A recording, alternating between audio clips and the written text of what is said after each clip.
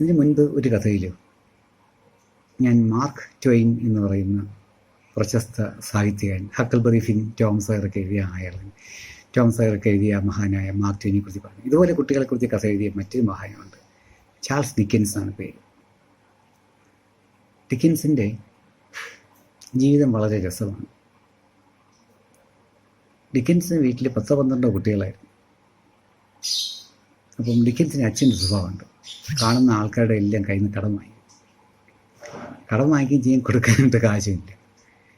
അപ്പോൾ എന്താണെന്ന് വെച്ചാൽ, ഈ അന്നൊക്കെ ഈ ഒരാൾ ജയിലിൽ പോയി കിടന്നാൽ വേണമെങ്കിൽ അയാൾക്ക് കുടുംബത്തെ കൂടെ കൊണ്ടുപോകാം. അപ്പോൾ ഡിക്കൻസ് ഇങ്ങനെ സ്കൂളിൽ പഠിക്കുമ്പം കൂടെ വീട്ടിൽ നിന്ന് ആൾ വന്ന് വിളിക്കും, എന്താണ് അച്ഛൻ കാശ് കടം വാങ്ങിച്ച് കൊടുത്തില്ല, അപ്പം അച്ഛനിപ്പോൾ ജയിലിടാൻ പോവാണ്, അപ്പം കുടുംബം എല്ലാം പോവാണ്, അപ്പോൾ ഡിക്കൻസും കൂടെ പോകും. അപ്പോൾ സ്കൂളിൽ എല്ലാവരും പറയടാ ഞാൻ പോവാണ്, ഞാൻ ജയിലിൽ പോവാണ്, കുറേ കാലം കഴിഞ്ഞ് വരാം എന്ന് പറഞ്ഞു കഴിഞ്ഞാൽ കുറേ കാലം കഴിഞ്ഞ് വരും. അങ്ങനെയാണ് ഡിക്കൻസിന് ചെറുപ്പം. അപ്പം 12 വയസ്സായപ്പോൾ അച്ഛൻ പറഞ്ഞു, ഇനി പഠിപ്പിക്കാൻ നോക്കാം, ഇത്രയൊക്കെ പഠിച്ചാൽ മതി, നീ ലണ്ടനിൽ പോയിട്ട് വല്ല ജോലി നോക്കാൻ പറഞ്ഞു. ഈ 10, 12, 8, 9 ഒക്കെ വയസ്സുള്ള കുട്ടികളൊക്കെ ലണ്ടനിലെ ഫാക്ടറിയിൽ ജോലി ചെയ്യും. ഡിക്കൻസ് അവിടെ പോയി അവിടെ ഈ ഷൂ പോളിഷ്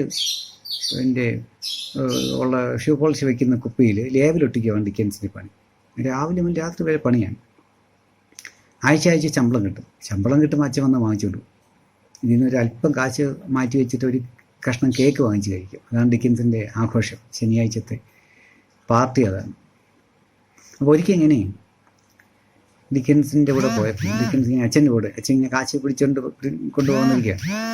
അച്ഛൻ്റെ കൂടെ ഇങ്ങനെ നടക്കാൻ പോയപ്പം അവിടുത്തെ വെസ്റ്റ് ഹിൽ എന്ന് പറയുന്ന സ്ഥലത്ത് ഒരു വലിയ കൊട്ടാരം പോലൊരു വീട്. അപ്പോൾ ഈ മക്കളെയൊക്കെ ഓരോന്നൊക്കെ പറഞ്ഞ് പ്രോത്സാഹിപ്പിക്കണ്ടേ. ഇപ്പോൾ ഡിക്കൻസിൻ്റെ അച്ഛൻ ഡിക്കൻസിനോട് പറയുകയാണ്, എടാ അത് കണ്ടോ, കൊട്ടാരം പോലുള്ള വീട് കണ്ടോ, നീ നന്നായിട്ട് അധ്വാനിച്ചാൽ നിനക്കും ഇതുപോലൊക്കെയുള്ള വീട്ടിൽ ഇതിൽ തന്നെ വേണമെങ്കിൽ നിനക്ക് താമസിക്കാമെന്ന് പറഞ്ഞു.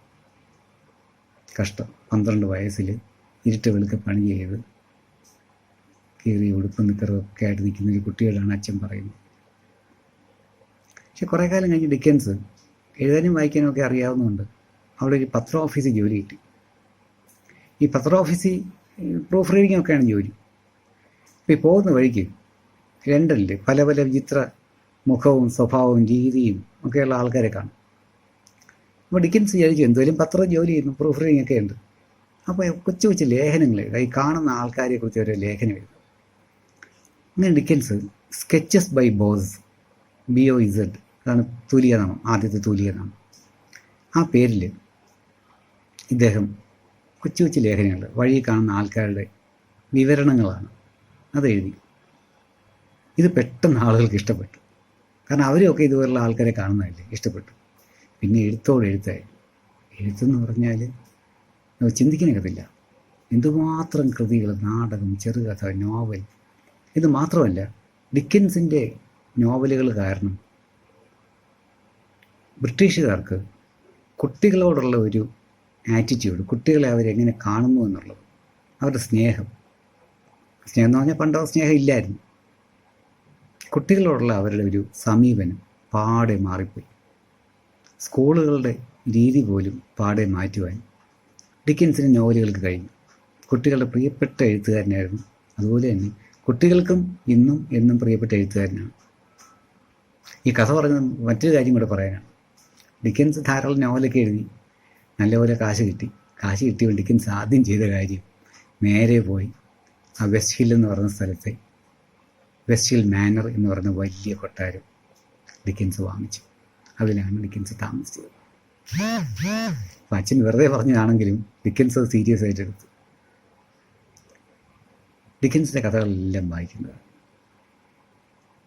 വളരെ വേഗത്തിലാണ് എഴുതിയതെങ്കിലും വളരെ ശ്രദ്ധയോടെ എഴുതപ്പെട്ട കഥകളാണ്. അപ്പോൾ ഇനി ഒരിക്കൽ ഡിക്കൻസിൻ്റെ തന്നെ ഒരു കഥയും പറയും. അപ്പോൾ ശരി, ഒരു കഥ കൂടിയായി. ഓക്കെ.